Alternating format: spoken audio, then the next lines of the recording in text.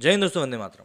आर्यन खान का जो drug case मामला चल रहा है, उस मामले में इतने ज़्यादा ट्विस्ट एंड टर्न आते जा रहे हैं कि अब ये मामला कम और किसी मूवी की कहानी ज़्यादा लगता जा रहा है।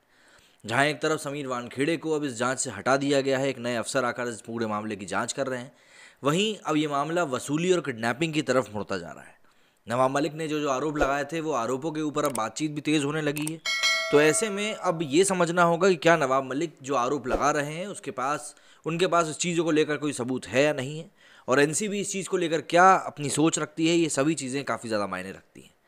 समीर वानखेड़े की प्रतिष्ठा के ऊपर सवाल उठा हुआ है, उनके ऊपर कई सारे आरोप लगे हुए हैं। साथ ही साथ किरण गोसावी, इसको लेकर जो उसकी तरफ से जो बातें निकल कर सामने आ रही हैं, वो और भी ज़्यादा चिंता में डालने वाली हैं। प्लस जो एक नया गवाह सामने निकल कर आया, उस नए गवाह ने जो खुलासे किए हैं, वो भी वाकई में आपके दिमाग में कुछ और सवाल खड़े कर ही सकते हैं।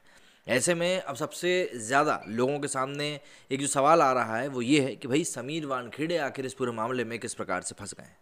आर्यन ड्रग केस के तार नेशनल कांग्रेस पार्टी के नेता सुनील पाटिल से जुड़े मिलने के बाद अब इस मामले में नए गवाह के हवाले से नया खुलासा हुआ है। उधर एनसीबी मुंबई के जोनल डायरेक्टर समीर वानखेड़े के पिता ज्ञानदेव वानखेड़े ने रविवार 7 नवंबर को महाराष्ट्र के मंत्री नवाब मलिक के ऊपर मानहानि का केस दर्ज किया है। विजय पगारे नामक गवाह ने सुनील पाटिल की भूमिका पर खुल के मिड डे को बयान दिया। उन्होंने बताया कि सुनील पाटिल, मनीष भानुशाली, किरण गोसावी और सैम डिसूजा इस डील में शामिल थे, लेकिन गोसावी की एक सेल्फी ने सारा खेल बिगाड़ दिया। गोसावी को सिर्फ 50 लाख रुपए मिलने थे। पगारे ने मिड डे से बातचीत में बताया कि भानुशाली और पाटिल उनके आगे बात कर रहे थे कि गोसावी पैसों के साथ भाग गया है। इसके अलावा सुनील पाटिल ने यह भी कहा कि ये सब कुछ गोसावी की एक सेल्फी के कारण पूरा बिगड़ गया। गवाह का दावा है कि पाटिल शहर एयरपोर्ट के नज़दीक ललित होटल के पास रुका हुआ था, जहां भानुशाली और डिसूजा उससे मिलने आते थे।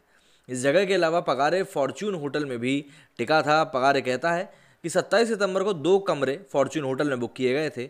वहीं भानुशाली और एक लड़की 7:30 बजे आए। मैं, गोसावी, पाटिल अलग कमरे में थे।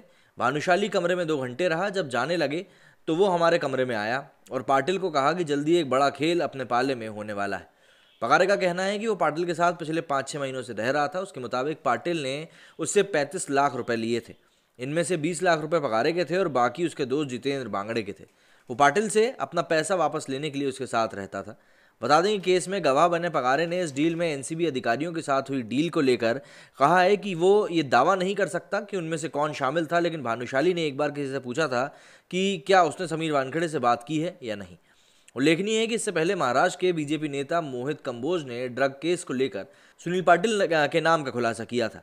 प्रेस कॉन्फ्रेंस में उन्होंने सुनील पाटिल की एक कथित ऑडियो क्लिप भी सुनाई थी। उन्होंने दावा किया कि इसमें सुनील पाटिल का नाम है, जो मौजूदा और पूर्व गृह मंत्री का नाम ले रहा है।